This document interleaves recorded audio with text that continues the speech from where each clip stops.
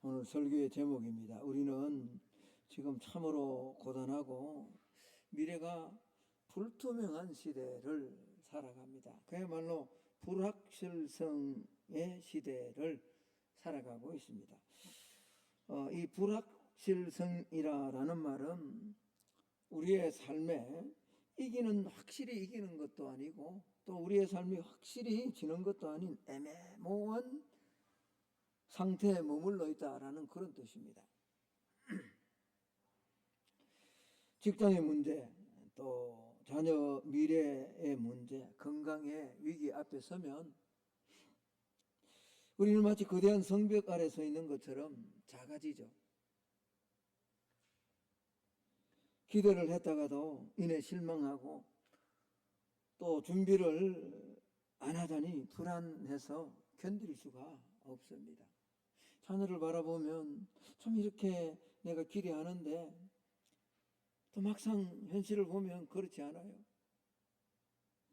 사방을 둘러봐도 꽉 막힌 것, 벽분인 것 같은 긴장감 속에서 우리는 속으로 수없이 많은 질문을 하지 않습니까?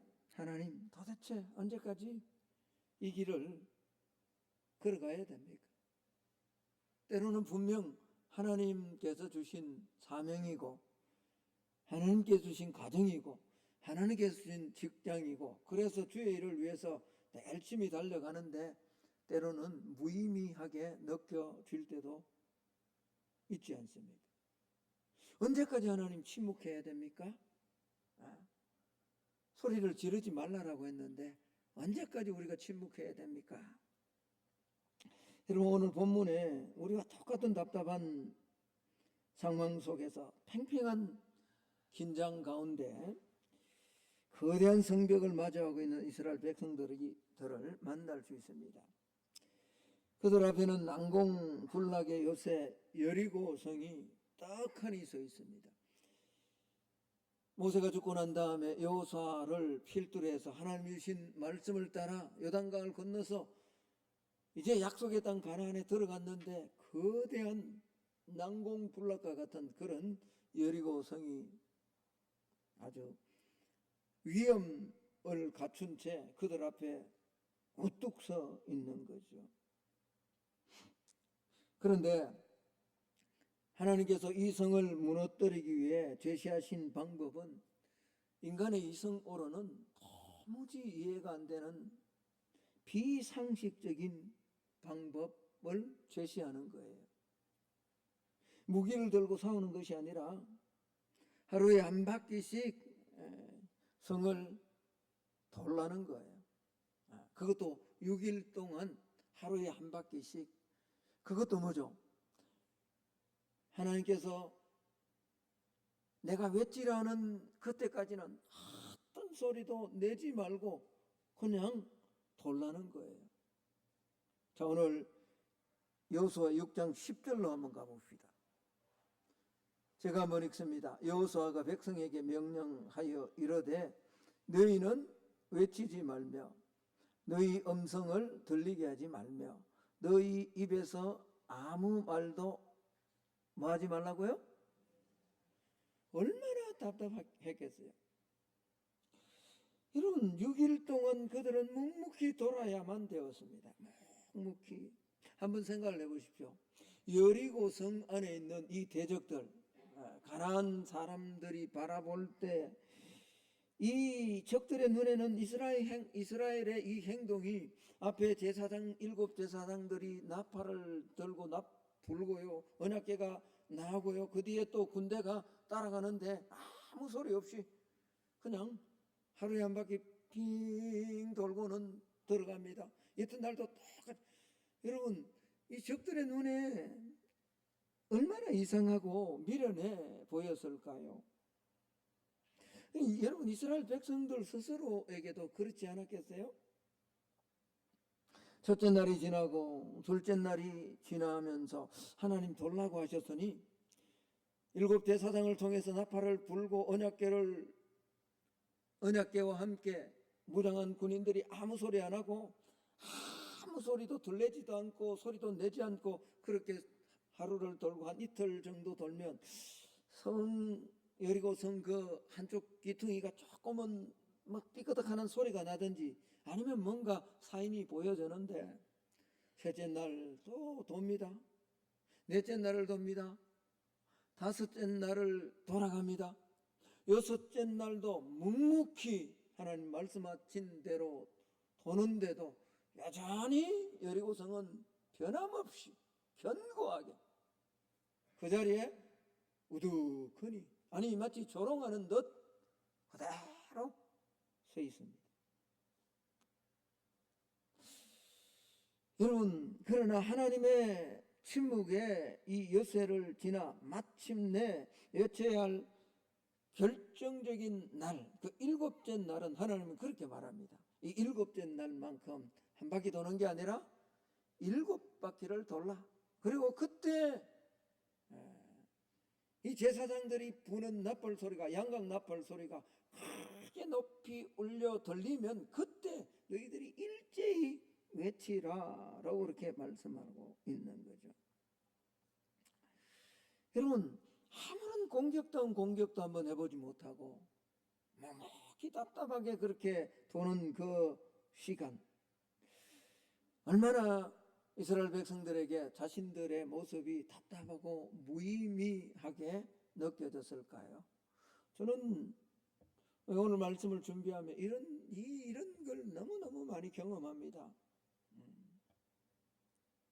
근데 목회가 사랑을 바꾸는 거고 구원하고 하나님 앞에 온전하게 세워져야 되는 목회인데 변하지 않는 듯한 모습 속에서 답답할 때가 참 많습니다. 무의미해 보인다고. 무의미해.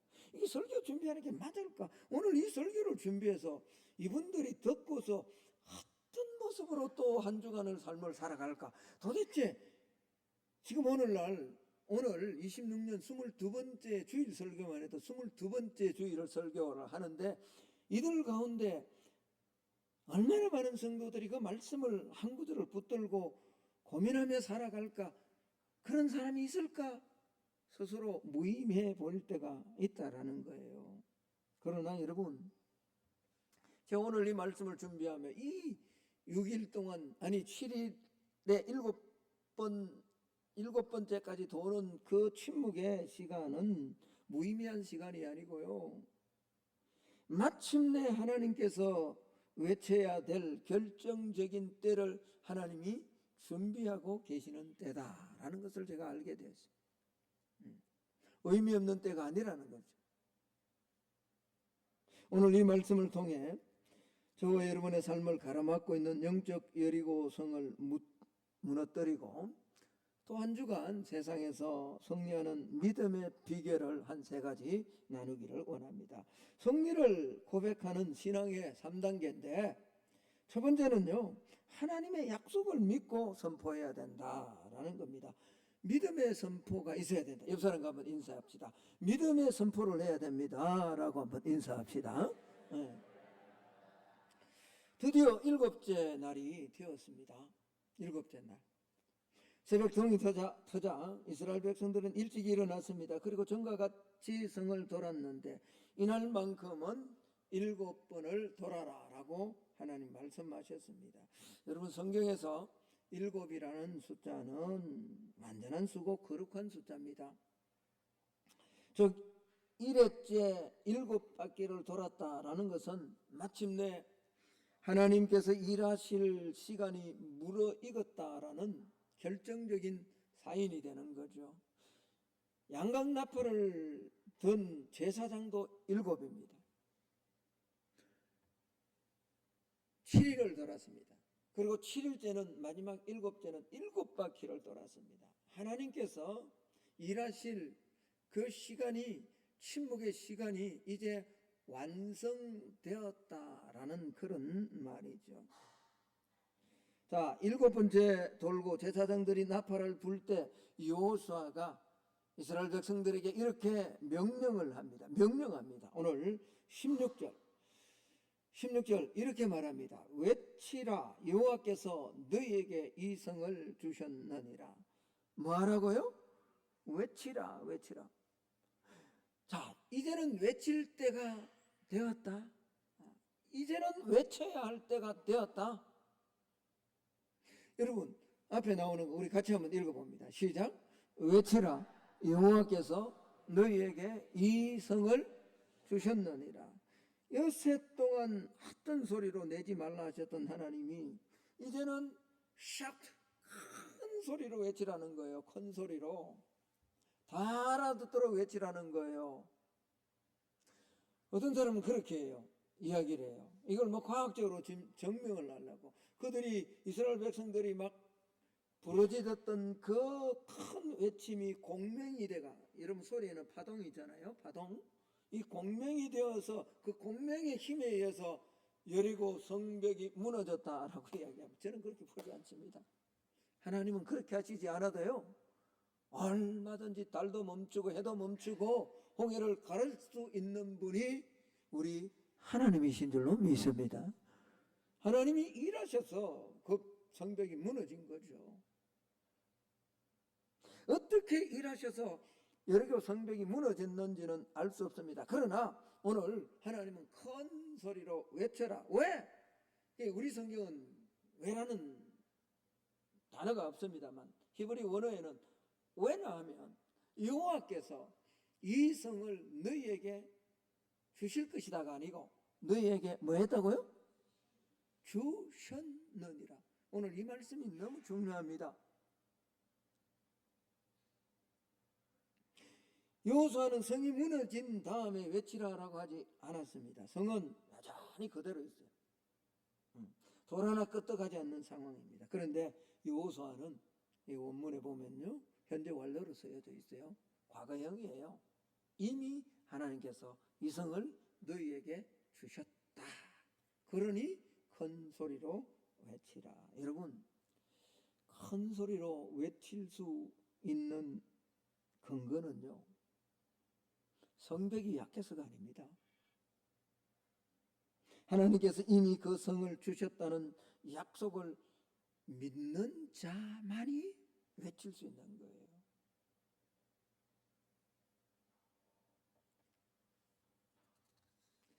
여리고 성이 무너질 것을 믿고 선포하는 것, 이것이 오늘 예배드리는 저와 여러분 성도가 세상을 이기는 믿음임을 우리는 기억해야 됩니다. 여러분, 현대인들은 눈에 보여야 믿겠다라고 말합니다. 통장 잔고가 채워지고 병이 나아지고 문제가 해결되어야 그러면 따르겠습니다. 그러면 소리 지르겠습니다. 라고 그렇게 이야기합니다. 그러나 성경이 말하는 믿음은 달라요. 히브리서 기자는 오늘 이 사건을 히브리서 11장 30절에 이렇게 고백을 합니다. 믿음으로 7일 동안 여리고를 도니 성이 무너졌다. 보여서 믿은 것이 아니라 믿음으로 돌았다니 무너졌다는 거예요. 여러분, 인간적 계산으로 보면 얼마나 그 이상한 일입니까? 오늘 우리도 마찬가지입니다. 우리가 자녀들을 넣고 우리의 사명을 넣고 선교, 전도, 교회 이런 하나님의 나라를 지켜나가는 이걸 넣고 볼 때 세상에 미련한 방법 우리가 늘 새벽마다 나와 기도합니다. 기도합니다. 부르짖습니다. 안 들어주는 것 같아요. 완전. 기도 외에는 이런 유가 나갈 수 없다라고 주님 말씀하셔서 그렇게 주님 말씀 듣고 따라갑니다. 인간적 계산으로는 너무 황당한 것 같지만 그러나 하나님의 방법으로 하나님이 약속하신 말씀으로 이루어 주실 것을 믿는 자만이 선포할 수 있습니다. 여러분, 믿음으로 우리의 삶에 사명에 우리의 길에 하나님이 일하실 것을 믿고 선포하는 오늘 예배로 올라온 우리가 되기를 예수님 이름으로 축복합니다. 우리의 자녀들 지켜주실 것을 믿고 선포하시기를 축복합니다. 하나님의 교회는 하나님이 지켜주실 것을 믿고 믿음으로 선포하는 저와 여러분이 꼭 되기를 예수님 이름으로 축복합니다. 여러분, 이걸 심리학에 말하는 긍정의 힘과 혼동하는 사람들이 있어요. 여러분, 이 긍정의 힘은 내가 바라고 소망하는 주관적인 확신으로 어려움을 이겨낸다. 약속의 근거도 없이 그냥 내가 열심히 하면, 내가 막 믿습니다 하면 그러면 이루어질 것이다 라고 생각하고 혼동하는 사람들이 있어요. 그러나 하나님 약속이 없는 내 생각, 내 욕망을 믿는 것은 그건 망상입니다. 망상. 오늘 아침에도 제가 말씀을 드렸습니다만 저 구미 쪽에 하나님께서 약속하지 않은 남의 땅을 향해서 땅 밟기라고 해가 막 돌아다니는 그 뉴스까지 나왔잖아요. 그렇죠? 제가 대학교 다닐 때 CCC라는 곳에서 캠퍼스 크루세이드 포 크라이스트에서 복음을 전하는 것, 사형리를 가지고 복음 전하는 그 단체에 제가 순장으로, 총순장으로 뭐 그렇게 이 대학교 이 동아리를 했습니다. 근데 제가 아마 총무를 할 때로 제가 기억하고 있는데, 저는 불교대학입니다. 불교대학은 여러분 잘 아는 것처럼 동국대학은 불교재단이, 이 불교에서 오늘 뭐 석가탄신이라고 그러는데 이날쯤 되면요 난리 납니다. 경주 전체가, 뭐 서울에도 뭐 동대 앞에는 난리가 납니다. 그런데 그 가장 큰 재단이요 세운 대학입니다. 그래서 그 학교 안에 가면요 그 상징과 같은 불상이 딱 세워져 있거든요. 그런데 우리는 CCC는 특징이 있습니다. 월요일 아침 제일 이런 시간에 학생들이, 우리 친구들이 나오기 전에 그 학교 정원에 큰 바위가 있는데 거기 올라가서, 그거 아무나 할 수 있어요. 학생이면 누구나 올라가서 기도하고 영혼들을 위해서 기도하는 거죠. 그렇게 기도하니까 이게 좀 전투적으로 보이지 않습니까? 그런데 어느 날 그 학교 안에 있는 불상의 머리가 잘려버렸어요. 누군가가 거기 가서 뭐죠? 친 거죠. 근데 문제는 이걸 누가 했냐는 거죠. 불자들이 했겠어요? 보살들이 했겠어요? 아니죠. 그러면 분명히 누가 했다? 기독교인들이 했다. 기독교인 가운데 할 수 있는 가능성이 높은 집단은 어떤 집단이다? 월요일이면 거기 나와서 기도하고 사행미를 들고 학교 내를 다니며 복음 전하는. 그래서 우리가 엄청 핍박을 받았습니다. 그런데 그건 절대로 바른 방법이 아니에요. 그 대학은 세워진 목적이 있잖아요. 하나님은 기독교 대학만 세운 게 아닙니다. 불교 대학이라 할지라도 온 우주를 다스리시는 분은 하나님이십니다. 여러분 믿으시죠? 근데 내 믿음을 가지고, 아니 남의 땅에 그렇게 해서 자기 권리를 가지고 세운 그 땅을 우리는 땅 밟게 해서 우리 것으로 가지자. 그 망상이죠. 망상. 영적인 폭행입니다. 여러분 인정하라는 말이 아니에요. 그들을 뭐 존경해주자 그런 말도 아닙니다. 우리는 오직 유일하신 하나님 예수 그리스도 외에는 구원이 없다라는 이 유일하신 하나님과 완전한 믿음을 우리가 가져야 됩니다. 그러나 하나님이 약속하신 말씀이 아닌 내 확신과 내 경험을 근거로 무언가 긍정의 힘을, 그건 망상이 될 수 있다는 거예요. 여러분 우리가 붙들어야 할 것은 내 신념이 아니라 성경에 기록된 확실한 하나님의 약속의 말씀입니다. 하나님은 우리를 독생자 주시기까지 사랑하셨다라고 약속하시지 않았습니까? 요한복음 3장 16절 우리가 너무나 잘 알고 있습니다. 하나님이 세상을 이처럼 사랑하사 독생자를 주셨어요. 누구에게? 우리에게. 그러면 왜 주셨는가? 가서 모든 족속으로 제자를 삼으라고요. 여리고성 같은, 오늘 뭐 불교 뭐 행사합니다만 여리고성 같은 그런 어떤 대적들, 우리가 넘지 못할 것 같은 큰 대적들이 있더라도 가서 모든 민족으로 제자를 삼기 위해서 하나님께서 아들을 우리에게 주셨다. 그래서 마태복음 28장 19절에 보면 우리에게 그렇게 말씀하는 거예요. 자, 우리 같이 한번 읽습니다. 시작. 그러므로 너희는 가서 모든 민족을 제자로 삼아 아버지와 아들과 성령의 이름으로 세례를 주고 내가 너희에게 분부한 모든 것을 가르쳐 지키게 하라. 그리하면 내가 세상 끝날까지 너희와 함께. 하나님은 우리와 함께 하십니다. 근데 어떤 사람과 약속을 붙들고 그 약속을 믿고 담대하게 선언하고 담대하게 외치는 그 말씀에 순종하는 하나님의 자녀들인 거예요. 여러분, 우리는 이 약속을 믿고 하나님의 약속을 믿고 불확실한 세상 속에서도 절망을 외치는 것이 아니라 가능하다. 하나님이 일하시면 하나님이 붙드신다. 승리를 선포해야 돼. 믿음으로 이번 한 주간 우리 앞에 어떤 영적인 내리고생이 있든지 여러분 믿음으로 하나님의 약속의 말씀을 붙들고 선포하는 오늘 예배로 올라온 우리 모두가 되기를 예수님 이름으로 축복합니다. 두 번째는 온전한 헌신으로 거룩함을 지켜나가야 됩니다. 헤렘의 원리예요. 여러분, 우리의 삶에서 하나님의 약속을 붙들고 사는 우리가 반드시 알아야 될 두 번째 원리가 바로 이겁니다. 오늘 성벽이 무너지기 직전에 하나님은 매우 엄정하고 무거운 명령을 한 가지 더 내립니다. 자, 오늘 17절을 한번 보세요. 17절을 한번 보면 이 성과 그 가운데 있는 모든 것은 여호와께 뭐하라고 하죠? 온전히 바치고. 18절로도 한번 가봅시다. 18절의 앞부분에 보면 너희는 뭐하고요? 온전히 바치고 그 바친 것 중에 어떤 것이든 취하여 너희가 이스라엘 진영으로 바치는 것이 되게 하여 고통을 당하게 되지 아니하도록 오직 너희는 그 바친 물건에 온전히 그 바친 물건에 손을 대서는 된다 안 된다? 안 된다라고 말합니다. 자, 21절로 한번 가봅시다. 실제로 그들은 그렇게 했어요. 21절에 보면 그 성 안에 있는 모든 것을 어떻게 했다고요?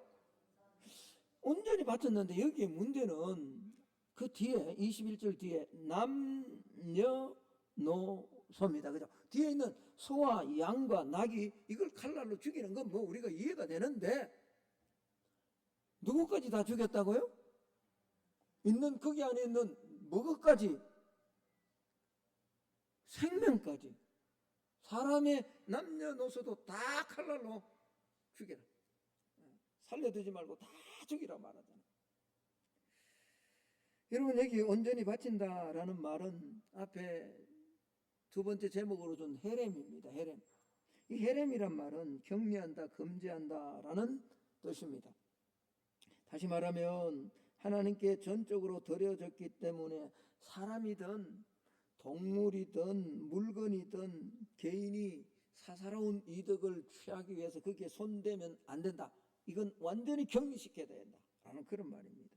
문제는 여러분, 인간적인 눈으로 보면, 인간적인 생각으로 해보면 물건이든 동물이든 뭐 죽이는 건 이해가 됩니다. 그런데 어떻게 자비로우신 하나님께서 그 안에 있는 남녀노소를 칼날로 다 죽이라라고 말씀하냐는 거예요.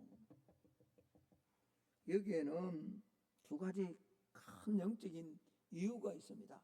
첫 번째는 가나안의 전적인 타락과 죄에 대한 심판 때문입니다. 하나님은 이스라엘 백성들이 가나안의 그 가공할 만한 도덕적, 종교적 부정과 제약으로 거기에 오염되기를 원치 않는 하나님의 이 죄에 대한 강력한 심판, 이걸 가지고 성도가 따라가야 된다라는 것을 하나님의 백성들이 살아가야 될 것에 대해서 말씀하는 거예요. 여러분, 죄의 전념성은 강합니다. 너무너무 강합니다. 오늘날 우리가요, 얼마나 이런 문화나 사상들에 대한 완전히 바치는 이 헤렘이 없기 때문에 우리가 얼마나 오염되었는지.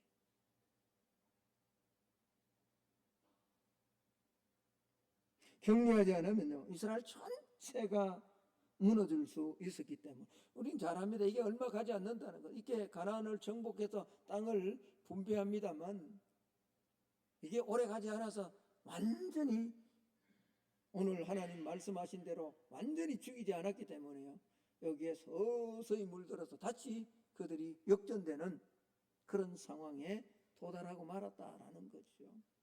두 번째는 이 전쟁이 하나님의 전쟁임을 고백하게 하기 위함이다라는 겁니다. 여러분, 여리고성은 가나안 정복의 첫 번째 열매였습니다. 성경은요, 첫 번째 열매는 전체를 대표해서 전적으로 하나님의 것이다. 그래서 맏아들은 내 것이라 말하죠. 예. 내가 수고하여 애써 거둔 첫 열매를 하나님께 드린다라는 이 행위는요, 모든 것이 내 힘이 아니라 전적인 하나님의 도우심으로 이루어졌습니다라는 신앙의 고백이에요. 오늘 완전히 격려해서 하나님 앞에 드리라라는 이것은, 이 싸움은 너희들의 싸움이 아니라 철저하게 나의 싸움이다. 하나님이 전쟁을 하셔서 성리케 해주셨다라는 신앙의 고백으로 첫 열매로 드리라라고 그렇게 말씀하시는 거예요. 여러분, 오늘 우리 현대인들을 무너뜨리는 가장 큰 유혹이 뭐예요? 물질주의와 탐욕 아닙니까? 내 힘으로 이룬 성취라 생각하기 때문에 하나님의 몫을 도둑질합니다. 내 이익을 위해서라면 거룩함도 쉽게 타협해버립니다. 여러분, 우리는 성경을 통해 너무나 잘 압니다. 구약 이스라엘이 훗날 아간이라는 한 사람의 탐욕 때문에 얼마나 그 아이라는 말은 작다는 말입니다. 작은 성에서 패배하고 엄청난 고통을 당한다고요. 오늘날요, 성도들도 하나님께 드려야 될 거룩함을 빼돌릴 때 격리하라고 했는데, 온전히 바치라 했는데 빼돌릴 때요, 반드시 영적 고통 가운데 당합니다. 여러분, 이걸 이렇게 생각하면 안 됩니다. 내가 뭘 이렇게 취했기 때문에 물질적으로 가난해지고 절대로 그렇지 않습니다. 여러분, 예수 안 믿는 사람도 부자가 많아요. 우리보다 훨씬 잘 배우고 많이 배우고 잘 사는 게 아니고 부자로 사는 사람이 많습니다. 하나님 그 빼앗았다가요, 우리가 물질적으로 가난해, 그건 하나님을 축소하는 거예요. 예수 그리스도라는 그 개념 자체를 잘못 알고 있는 거예요. 그러나 그걸 빼앗는 순간에, 그게 손대는 순간에 반드시 영적 고통은 따라옵니다. 그래서 사도 바울은 로마 교회 성도들을 향해서 우리의 삶 전체를 하나님이 기뻐하시는 거룩한 헤렘, 거룩한 산제사로 드리라라고 그렇게 권면합니다. 자, 로마서 12장 1절의 말씀입니다. 같이 한번 읽습니다. 시작. 그러므로 형제들아, 내가 하나님의 모든 자비하심으로 너희를 권하노니 너희 몸을 하나님이 기뻐하시는 거룩한 산제물로 드리라. 이것이 너희가 드릴 이런 너희가 드릴 영적 예배라고요. 사랑하는 성도 여러분, 성만의 가족 여러분, 정말로 승리하시기를 원하십니까? 그렇다면 하나님의 것을 정말 구별해서 드리십시오. 여러분의 첫 시간인 아침을요, 여러분의 물질의 첫 열매인 11조를요, 삶의 우선순위를 하나님께 온전하게 한번 드려보십시오. 온전하게. 여러분, 내가 내 이익을 위해 손대지 않고 하나님께 격리해 둔 그 거룩함이요, 역설적으로 거친 세상 속에서 나와 내 가정과 내 자녀를 강력하게 지켜주는 방패가 된다는 사실을 경험하는 우리 성도들이 되기를 예수님 이름으로 축복합니다. 내가 구별해서 하나님 앞에 드렸더니 손해보는 것 같죠? 아닙니다. 절대로 그렇지 않습니다. 하나님의 그 거룩하게 구별하여 드리면요, 이 혼란스러운 불확실한 세상 속에서 내가 지키지 못하는 부분, 내가 이길 수 없는 전쟁, 내가 풀 수 없는 문제, 그 문제에서 하나님이 일하시는 강력한 하나님의 도구가 된다. 하나님이 일하신다라는 거죠. 이 은혜를 우리 성만의 성도들이 경험할 수 있기를 예수님의 이름으로 축복합니다. 자, 마지막 하나 더요. 오늘 공의 속에서 표현하는 구원의 은혜를 기억해야 됩니다. 모든 것을 진멸하라. 헤렘이죠. 아무것도 남겨 율법의 엄중함과 서슬퍼런 그 공의의 한복판에 하나님은 예외 조항을 딱 줍니다. 놀라운 예외 조항이에요. 여러분, 그게 뭐예요? 오늘 17절 한번 가봅시다. 중반에 보면 이렇게 말합니다. 기생 라합과 그 집에 동거하는 자는 모두 살려주라. 이는 우리가 보낸 사자들을 그가 숨겨주었음이라. 여러분, 여리고성의 모든 생명이 헤렘이 되어 죽어야 마땅한 그 순간인데 오직 귀생 라합과 그의 가정만큼은 살려주라는 하나님의 엄중한 명령, 죽여서는 안 된다라고 명령을 합니다. 이유가 뭡니까? 오늘 이유가 뭐 뒤에 저 말을 좀 해놨잖아요. 우리가 보낸 사자를 그가 뭐 해주었기 때문에? 숨겨주었기 때문에. 여러분, 이 라합의 행위는 단순한 첩보 그런 행위가 아닙니다. 이건 생명을, 목숨을 건 믿음의 결단입니다. 믿음의 결단. 자기 민족들이 섬기는 그 신이라는 것이 우상임을 알고 상천하지에 도와주실 분은 하나님 한 분밖에 없기에 그분만이 진정한 하나님 되십니다라는 믿음의, 목숨을 건 믿음의 결단이에요. 이게 뭐예요? 사자를 숨겨둔 거예요. 그 믿음의 결단을 했기 때문에 하나님은요, 그 공의 가운데, 진노 가운데도 생명을 살려주는 구원의 은혜가 있음을 보여주고 있다라는 거죠. 여러분, 모두를 멸하는 이 공의의 칼날 속에서도 하나님의 약속을 믿고 붉은 줄을 창문에 매단 라합의 가정은 구원을 얻었습니다. 이게 우리에게 얼마나 큰 위로가 됩니까? 얼마나 큰 위로가 되냐고요. 여러분, 세상이 지금 당장 망해도 이상할 거 하나도 없을 것 같은 세상이지 않습니까?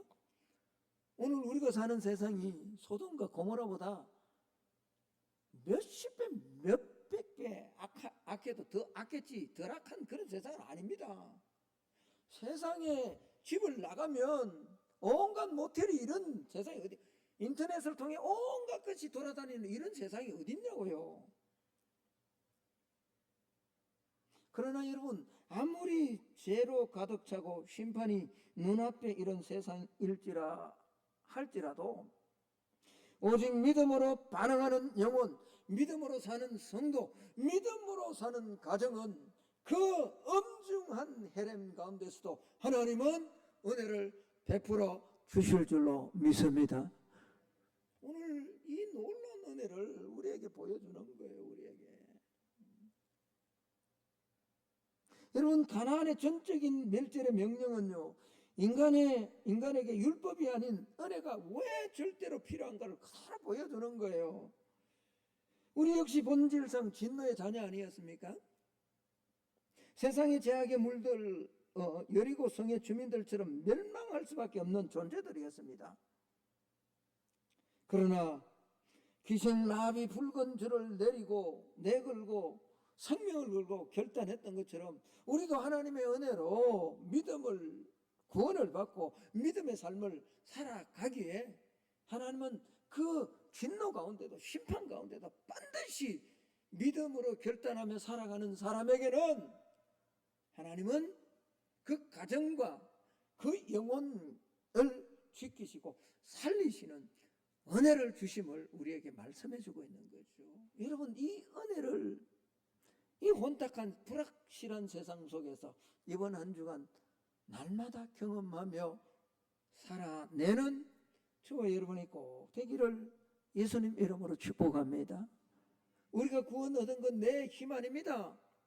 에베소서 2장 8절의 말씀처럼 너희가 그 은혜에 의하여 믿음으로 말미암아 구원을 얻었나니 이것이 너희에게서 난 것이 아니고 하나님의 선물이라고 말합니다. 우리가 선물을 그렇게 받았어요. 그렇다면 이 은혜를 입은 오늘 우리 성도들은 어떻게 살아야 되는가? 멸망해가는 이 여리고성 같은 세상 속에서 아직도 구원의 붉은줄이 무언지를 모르는 사람들을 향해서, 그래서 오늘 제가 설교의 제목을 한번 그렇게 잡아본 거예요. 한번 따라 합시다. 이제는 지금이라 했습니다만 이제는 외쳐야 할 때입니다. 내 영혼을 향해서 외쳐야 되고요, 내 가정을 향해서 외쳐야 되고요, 세상을 향해서 외쳐야 될 때입니다. 외쳐야 될 때. 라합이 자기 혼자만 살지 않고 그 집에 동거하는 모든 자를 모두 살렸잖아요. 외쳐야 됩니다. 우리도 우리의 가정과 일터, 이 지역 사회를 향해서 이번 한 주간 놀란 이 은혜가, 아무리 세상이 죄로 쉼팔받을 만큼 죄악으로 관영하고 가득하다 할지라도 구원의 붉은 줄을 매단 그곳에 생명과 하나님의 은혜가 여전히 내린다는 이 사실을 꼭 기억하며 이번 한 주간 입술을 열었어. 내가 가는 곳에 지금은 외칠 때다. 지금은 외쳐야 할 때다. 이 믿음 가지고 한 주간 하나님 보호하심과 하나님의 인도하심의 능력을 경험하며 승리하는 오늘 예배로 올라온 저와 여러분이 되기를 예수님 이름으로 축복합니다. 지금은 탄식할 때가 아닙니다. 지금은 두려워 숨을 때가 아닙니다. 약속을 성취하실 하나님을 신뢰하며 믿음으로 크게 외쳐 승리를 선포하는 우리 성만의 모든 성도들 다 될 수 있기를 예수님 이름으로 축복합니다. 기도하겠습니다. 하나님, 오늘도 우리 한 주간 말씀을 들었는데 하나님의 약속을 믿고 한 주간 선포하며 나아가기를 원합니다.